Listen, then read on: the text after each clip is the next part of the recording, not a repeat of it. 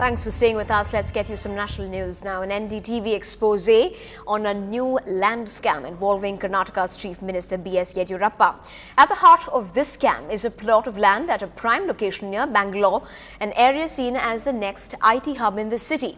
Yediyurappa peculiarly denotified 5 acres of this government-acquired land to one Ineshappa as a special case. This after the 2008 Karnataka High Court order stopping the government from returning land acquired by it. Now, according to the land sale document which NDTV has accessed, the 3 acres of land was purchased by Yediyurappa's sons at 2.65 crore rupees as opposed to its value of 65 crore rupees.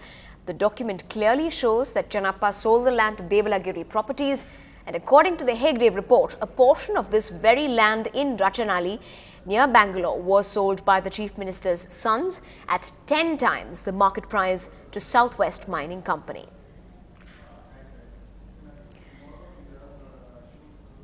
Staying with national news, senior advocate Rohithan Nariman has been made India's new Solicitor General.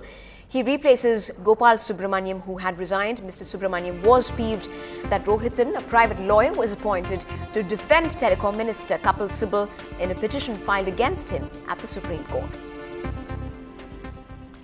Moving on, income tax officials who had conducted raids at the houses and business establishments of Malayalam superstars Mammootty and Mohanlal questioned Mammootty in Kochi for nearly 7 hours till early this morning.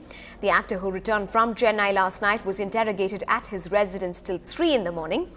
The sleuths had also conducted searches at Mohanlal's houses and of offices.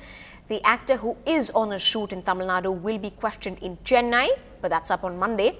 The actors are under the IT scanner for allegedly understating their income in their tax returns.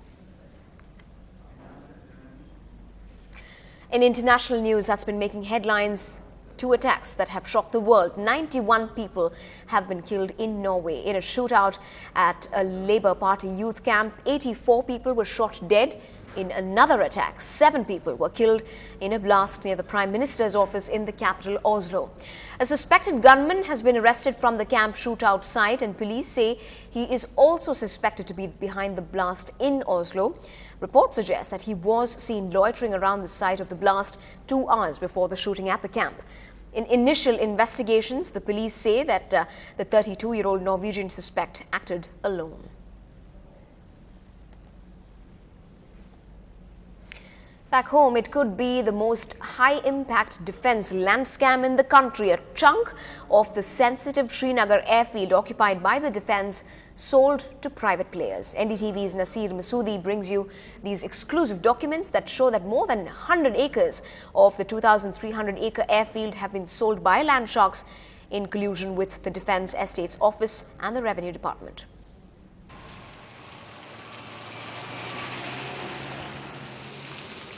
Shocking as it may sound, India's most security-sensitive airfield, the Srinagar Air Force Station and International Airport, has been on sale for 4 years. Until recently, nobody knew about it. NDTV has exclusive documents that show, bit by bit, more than 100 acres of the 2,300-acre airfield has been sold to private players by land sharks who bribed their way through the Defense Estate Office and the government's Revenue Department.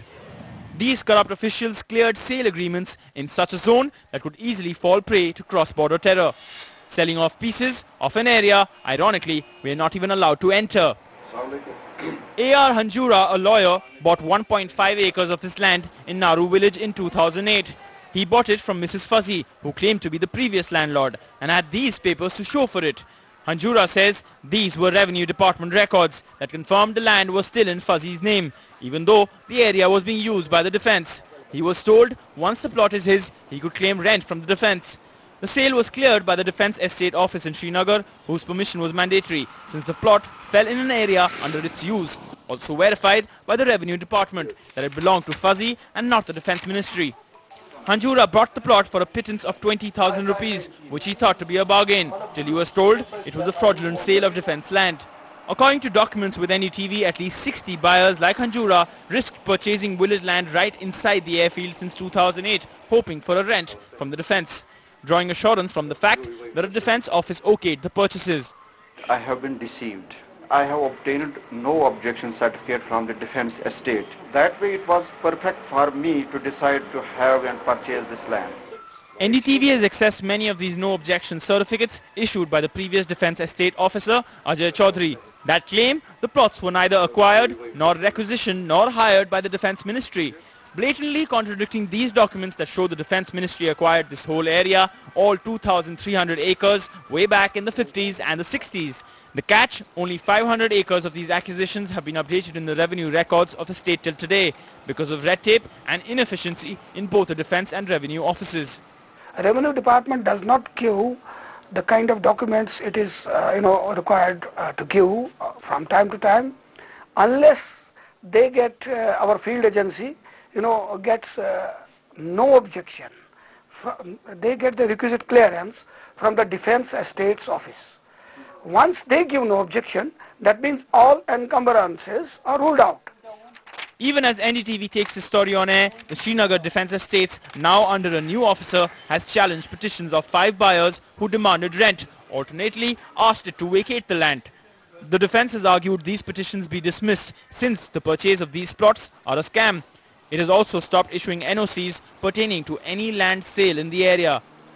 This is along the lines of the Adarsh scheme in Mumbai, which exposed the collusion between the defense and government officials trying to make a profit from a sale of properties occupied by the defense. In this case, the stakes and dangers of such a sale are much higher. In Srinagar, Nazir Masoodi for NDTV.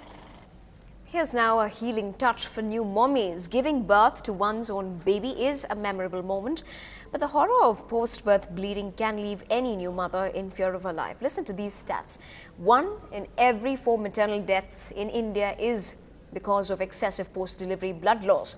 Now, to stem the loss of precious lives, health centers and government hospitals in our state of Tamil Nadu have put to use NASG non-pneumatic anti-shock garments, an ingenious bandage that saves lives almost every day. NDTV's Uma Sudhir has more from Dharmapuri.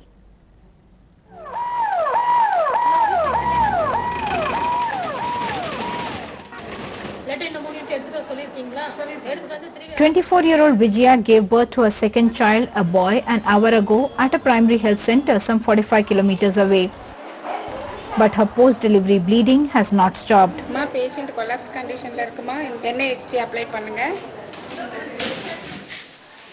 The doctor asks the nurse to fetch NASG, an anti-shock garment that is wrapped around Vijaya's lower limbs and abdomen to minimize blood loss and push up blood flow to vital organs.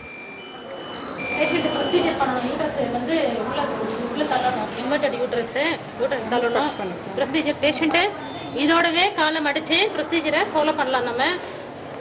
BP record ஆகுதா staff? pulse feel ஆகுதா? ஒண்ணும் இல்ல madam. Patient conscious ஆவே இல்ல. After about an hour, signs of recovery. NASG use பண்ண பிறகு 9:30 க்கு அப்புறம் 10:30 குள்ள பல்ஸ் லேசா ஃபீல் ஆக ஆரம்பிச்சது. NASG yet again saves a mother, challenging a fatal trend. 1 in every 4 maternal deaths in India is caused by excessive post-delivery bleeding. More at risk are the large number of poor Indian women who are found anemic. And these 3 segments, it has to be applied simultaneously. The Tamil Nadu government is already training all medical and paramedical staff on how to use NASG. The Tamil Nadu government has now acquired 400 reusable anti-shock garments that cost up to 20,000 rupees a piece. The idea is to eventually equip all primary health centers and ambulances so that transit delays do not endanger the life of a mother till she gets definitive life-saving treatment. In Chennai, Uma Sudhir, NDTV. When we come back, we'll take you on a walk down memory lane, rewinding to the 70s, and we introduce you to a special professor who's been behind our legends of today.